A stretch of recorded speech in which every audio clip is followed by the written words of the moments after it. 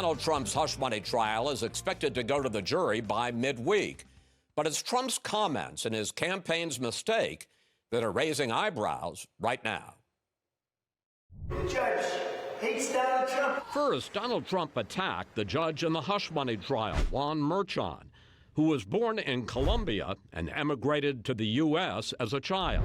Take a look at where he comes from. The moment reminiscent of 2016. He's a Mexican. When Trump railed against the judge who oversaw the Trump University lawsuit because of his Mexican heritage. I'm building a wall, okay?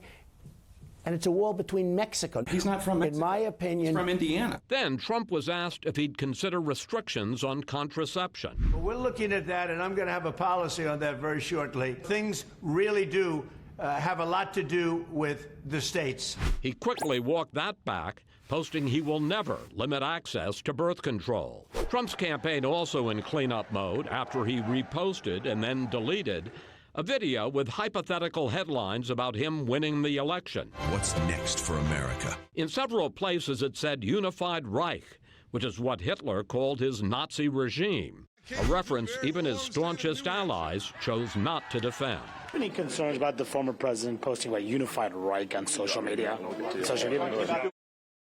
Here with me today, podcaster and author Kara Swisher. Reihan Salam, president of the Manhattan Institute and National Review contributing editor. New York Times journalist and host of the Interview podcast, Lulu Garcia-Navarro. And author and conservative pollster, Kristen Soltis Anderson. Welcome back, everyone. Lulu, what is Trump's beef with Hispanic judges? Why are you asking me that, Chris? What could it be? I think Donald Trump has a long history with racism against Hispanic people, and that is by bringing up the judge's heritage. It is, again, another example of that.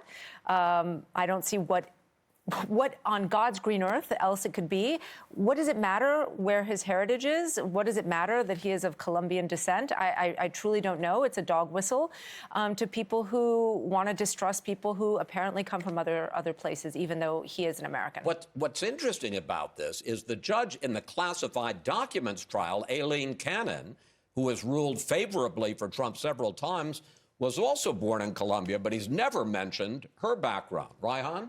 Just a coincidence? Well, I actually think that's a great point. I think that this wasn't really about the fact that this judge was born in Colombia. I think it was really where he comes from, about his political associations, his belief system. And I know that folks aren't going to believe that, and that's why, honestly, Donald Trump tries to get a rise out of people. This is what he loves. It's a kind of rope-a-dope, where he speaks in a very loose, some would say very careless kind of way, and then you create a firestorm over it. And for a lot of people, it discredits his critics rather than his utterances. Oh, he's just joking. He's just joking. This has gone on for years. He wasn't joking years. That this judge is someone he considers a Democratic operative. Perhaps, but he always uses a racist remark to do. I mean, if it's Tuesday, it must be another bigoted remark about someone, whether it's Mexicans being rapists. He does this continually, and everyone goes, oh, it's just a joke. But it's not funny. Like, jokes are supposed to be funny, and this is...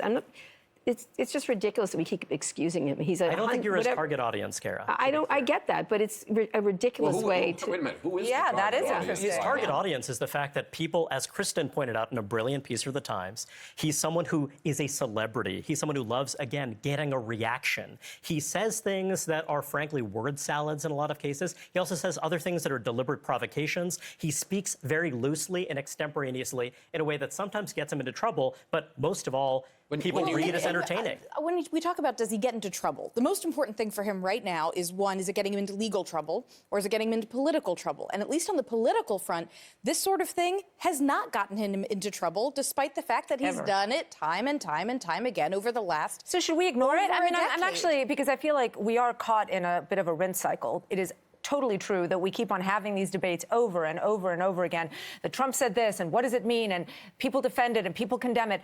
And I actually am just curious here, if it doesn't impact him politically, is the answer to just ignore it when he says things that are frankly either in bad taste or can be perceived as racist or are just plain racist? I think that... Well, no, I don't want to hear... Please, of course. Yeah, I don't think that the answer is that people should not talk about things that they don't like that Donald Trump has done, but I do believe that there are a lot of voters out there who might, in any other circumstance say, if somebody said something that is against people who share the same race as me or look like me, I won't vote for them. Donald Trump has uniquely been able to evade that. And he's doing very well among voters of color. He did his rally in the South Bronx this week. Let's talk about another issue which might conceivably hurt him.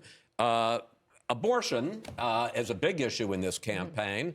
And for some reason, Donald Trump was asked this week about whether he could foresee limits to access to a contraception, and he said, yeah. Yeah, this is his Achilles heel. He tends to go that way and then pull it back. He's done that several times on this issue. I think the women's issue is his most. The reason why you see him do this on issues like this is you can see in that clip the wheels in his mind turning, where he's like, I know that I'm about to get into trouble if I say anything.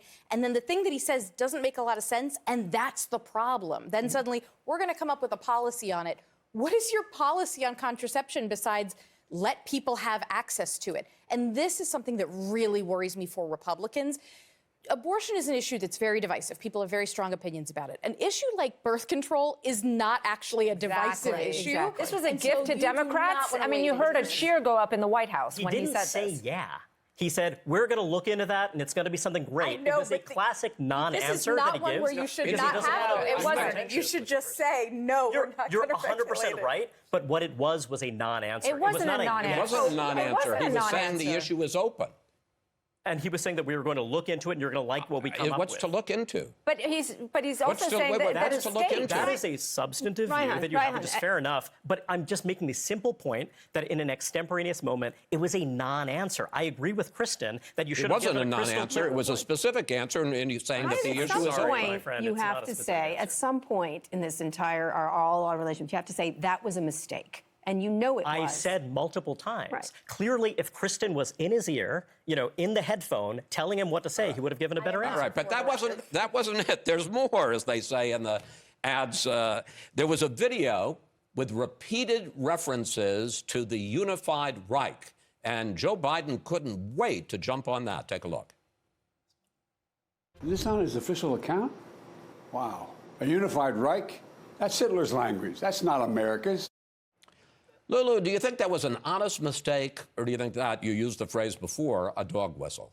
No, I don't think it was an honest mistake. We've seen this repeatedly over and over again, and also the familiar complaint that the intern did it is very exhausting. And I think the other problem here is that we are at a very sensitive time with the Jewish community. We are at a time when you are seeing, anti-Semitic attacks. And so it is, I think, quite shocking that they would put this out there. It's worth noting that CNN's own reporting found that the template that was used was created by a graphic designer in Turkey.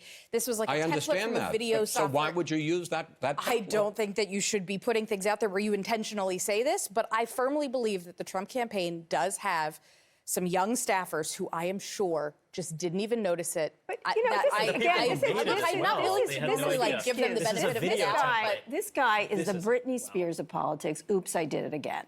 Over and over, whether it's insulting Hispanics, whether it's Reich, he loves to make references, whether it's a swastika or anything else. We're not going to.